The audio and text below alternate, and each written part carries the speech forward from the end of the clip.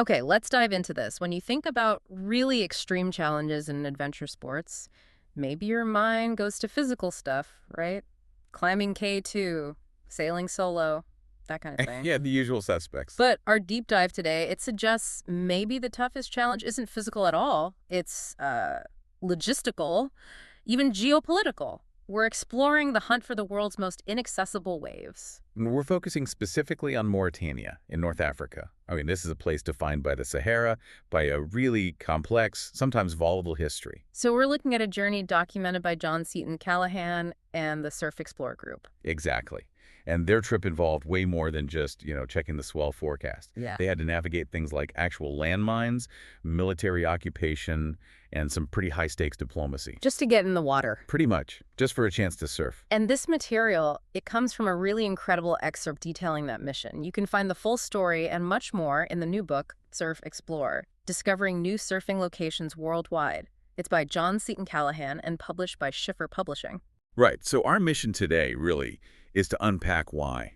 Why this remote bit of West African coast? Why go through all that effort? And what are these unique challenges, the logistics, the history, the politics you absolutely have to overcome? And the initial spark, the reason they looked there in the first place. It wasn't the desert, surprisingly. It was pure ocean science. They were chasing this powerful, really consistent, long-period groundswell that comes down from the North Atlantic. Okay, so a reliable wave source. A very reliable source, especially between October and March. They targeted January specifically, because that's usually the sweet spot, conditions-wise. Gotcha. So you've got this potential for amazing waves meeting, well, extreme difficulty in actually getting to them. That's the perfect storm, in a way. So where did they even begin? What's the starting point for something like this? They kicked off in Nouakchott, the capital. It's described as pleasant enough, sandy, but a city that grew incredibly fast. Right, especially after Mauritania got its independence from France, back in 1960? Exactly. Like a lot of new capitals, it just exploded. And did they find surf even there in the city? They did, yeah. A spot called the Wharf. It's right near the main fish market, the Marché Central aux Poissons. The Wharf? Doesn't sound too glamorous. Ah, no, not really. Forget pristine beaches. This was basically an abandoned concrete and steel pier. Rusty cranes falling apart, mostly just used by local fishermen. Okay. And the wave? It forms on a sandbar on the south side of this old pier, built up by, the constant movement of sand along the coast of littoral drift. Interesting. And who was surfing there? Locals? Not really Mauritanian locals, interestingly. The small surf community they found was almost entirely expats. People living there, mostly from France and South Africa. Ah, so that connection to former colonial powers and foreign investment, it pops up right away. It does, and that connection, especially the French connection, turns out to be pretty crucial later on. Okay, so after a few days in the capital, getting their bearings, sorting out initial logistics, they prepped for the main event. Yeah, exactly. Time for the big push north. The goal was Nouadhibou City, and more specifically, the Nouadhibou Peninsula. That was the real target. And that drive north, I imagine it's pretty intense. Intense is putting it mildly. You're heading straight into some of the harshest desert you can possibly imagine. I mean, picture it, just endless sand, rocks, nothing grows, nothing. Just empty, brutal landscape. Is there anything else out there? Any points of interest? History? Oh, it's dripping with history. Tragic history, actually. You drive right past the area of the Parc National du Bon-Tarpin. Again, that rings a bell. Shifting sandbars offshore. That's the place. And it's infamous. It's the site of one of the most horrific shipwrecks of the 19th century. The French naval frigate, the Méduse. The Méduse. Okay, now I know what you're talking about. The painting. Exactly. Sherry Coast painting, the raft of the Medusa. That iconic, horrifying image of the survivors on the raft. It was directly inspired by the Medusa running aground right there, July 2nd, 1816. Wow. So that painting, which is still a huge deal at the Louvre today. Yeah, still hangs in the Louvre. It's a direct artistic link to just how treacherous this coastline really is. That's incredible. So they're driving past this site of major European tragedy, and then they arrive in Nouadhibou City itself. And the reality shifts again. Big time. Suddenly, the hazards aren't historical, they're immediate. The city, they found, was just packed with this large, really complex migrant population. People speaking all sorts of languages, English, French, Portuguese, local African languages. That creates issues. Well, yeah, because pretty much all these migrants desperately need money. They're trying to get north, towards Europe. Okay, I see where this is going. The source material is really clear on this. Mm-hmm. You need extreme vigilance. Never go out alone. The risk of getting robbed wasn't just possible, it was dangerously high. Jeez. Just managing daily life sounds incredibly stressful. But the city wasn't the ultimate prize, right? The surf was out on the peninsula. Right. The Atlantic coastline of the Nouadhibou Peninsula. That was the focus. Geographically, it's right there, next to the city. Mm-hmm. But politically, it's like another planet. It's described as a de facto no man's land. A no man's land. Why? What's the history there? Well, it goes back to colonial times again. The peninsula itself used to be split down the middle. One side was Spanish Sahara, the other was French West Africa. There was even a fence. Which isn't there anymore, I guess. No, the fence is long gone. But when Spain pulled out of the Spanish Sahara in 1975, it created this power vacuum. Yeah. And Mauritania and Morocco basically started fighting over the territory. That conflict dragged on until about 1990, ending in a sort of military stalemate. So what's the situation now? The result is that the Mauritanian army has occupied the entire peninsula ever since. The unofficial, heavily militarized border with Morocco is now about 20 kilometers north of Nouadhibou city. Okay, so it's not just empty desert, it's occupied territory. That adds a whole new layer of complication. A massive layer. Because decades of fighting means one thing: landmines. The whole peninsula is apparently littered with them, unmapped. Oh, wow. Okay, so you definitely can't just rent a 4x4 and follow Google Maps. Absolutely not. That's probably the single biggest immediate physical danger.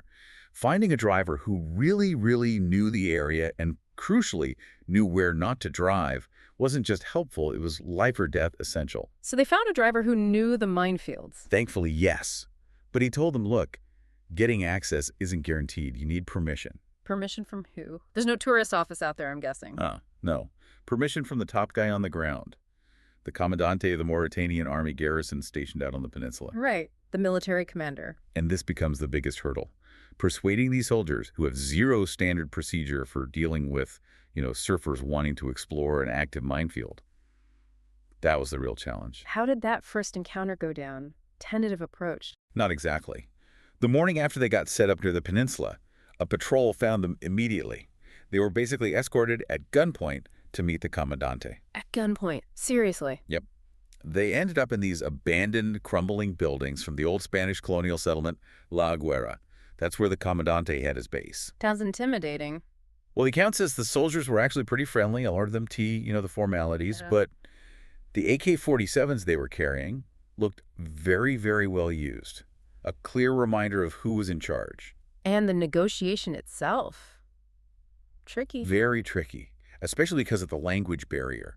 English was apparently not welcome, or maybe just not useful. The entire crucial conversation had to happen in French. But they were prepared for that, maybe because of the French expats back in Nouakchott. Exactly. That earlier connection paid off. One of the team, a guy named Erwan, spoke fluent French and handled the whole negotiation. He had to explain this pretty weird mission searching for waves, clearly, respectfully. To a military commander in a minefield. Pretty much. And it worked. That ability to adapt, to communicate in the required language, that was absolutely key. So what was the deal? Did they get permission? They did.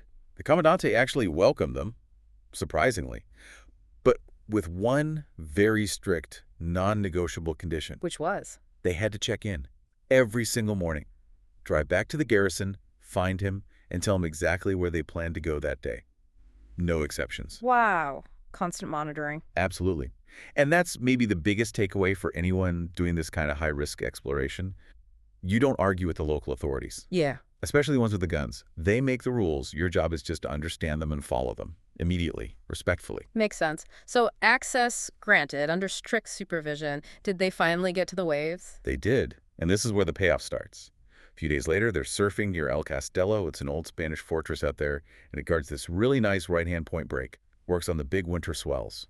And the Commandante, did he leave them alone? Not quite. He was curious, naturally. He actually showed up to watch them surf. Just him? Him and several of his soldiers. Mm-hmm. All carrying their rifles, of course. Yeah. And the Commandante brought his own personal video camera. Oh, this sounds good. He wanted some footage. He did, and this is maybe my favorite part of this story. A decent set of waves comes through, the surfers do their thing, one surfer per wave, normal surf etiquette. Right. Standard practice. But the Commandante wasn't impressed with the footage he was getting. He starts shouting at them from the beach. In French, obviously. Shouting what? Basically, he wanted more action for his video.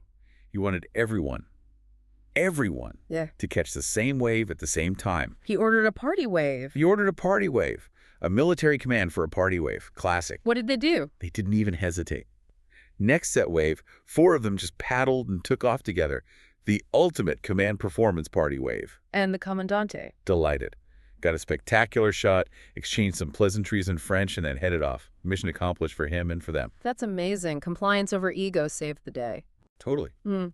And because they built that positive cooperative relationship, checking in every day, performing party waves on demand, they were basically given the run of the place. They could scout and surf the whole peninsula. So they got to check out all those spots they'd researched beforehand. Yeah, all the potential right-hand points. And on one of those scouting trips, they found something really special. What was that? A point break, but with 2 huge, old, rusting shipwrecks sitting right in the lineup. Just visually incredible. Wow.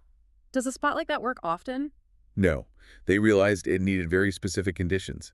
Their notes said it needed a southeast wind, which is apparently quite rare there. So I had to be patient. Exactly. They had to make notes, wait, maybe come back days later when the weather pattern shifted, when that specific wind finally showed up. And when it did, was it worth the wait? Apparently, yes. The source says the waves were very good, long, peeling right-handers. And those shipwrecks just made for the most amazing, unique photos. The risk, the negotiations, the waiting, it all paid off with world-class empty waves in this bizarre setting. So wrapping this up, the success of this whole mission, documented by John Seton Callahan and the surfEXPLORE group, it really underscores that finding these kinds of waves, these truly uncrowded, world-class spots in restricted zones, it's so much more than just having a boat or reading a swell chart. Absolutely. It demands deep research, yes, but also this incredible ability to adapt on the fly. Huge respect for the local power structures, military or otherwise understanding the geopolitical history, and, crucially, those diplomatic skills, like speaking French in this case. It's almost like the surfing is secondary to the political navigation sometimes. In these kinds of places, yeah, you could argue that. The exploration becomes fundamentally about navigating human systems, about understanding risk and authority, just as much as it is about understanding waves. The real stakes aren't set by the swell size, but by the local rules, which can change in an instant. Which kind of leaves us with a final thought for you, the listener, something to chew on based on this story. When you're chasing a goal, any goal, in a place where the rule book just disappears, where the only real authority comes from, well, the people with the guns. What kind of knowledge, beyond your specific skill, beyond just surfing or whatever it is you do, what else becomes absolutely essential, not just for success, but maybe even for survival? It's a heavy question. And if you want to explore the full story behind this Mauritania trip, see the incredible photos, and read about many other unique surf explorations around the globe, definitely check out the book. It's surfEXPLORE, Discovering New Surfing Locations Worldwide. Written by John Seton Callahan, published by Schiffer Publishing. And it's available now on Amazon, Barnes & Noble, W.H. Smith, Kinokuniya, and lots of other good booksellers. Well worth a read.